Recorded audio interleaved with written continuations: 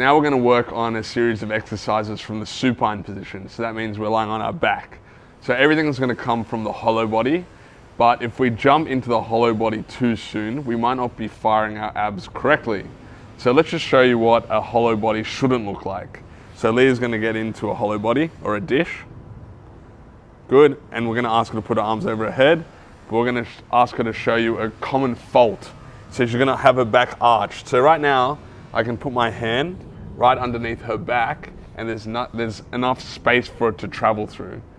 So when we're doing all our hollow body or supine position exercises, we want the opposite. We want to make sure our lower back is actually flat on the floor. So these activation drills are going to help us do that. So we're going to ask Leah to get into a dead bug position. Nice, so our head's going to be flat on the floor. We have our knees over our hips, they're bent at 90, and our arms are straight, just like Frankenstein.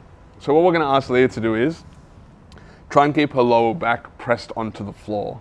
So the good thing about this drill is, one, we don't have too much load. Our legs aren't really extended that far to make it that difficult. And Leah has tactile feedback. She can actually feel the mat on her back. If you have a partner, you can ask them to put their hand gently under your back and then ask them to squeeze.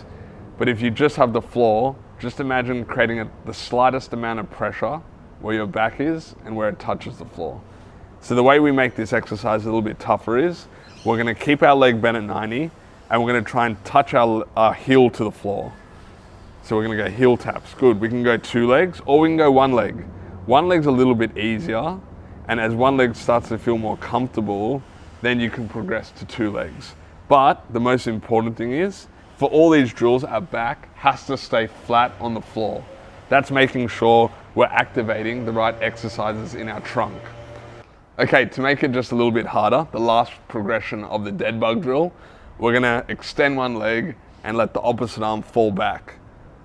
Yep, and we're going to try and keep the other arm in Frankenstein. So this involves a little bit of coordination, as you can see. So we come back to dead bug, we do it nice and slow, opposite arm to leg, and just like before, we have to make sure our lower back stays flat on the floor. That's going to be our rule for all the hollow body and dish exercises.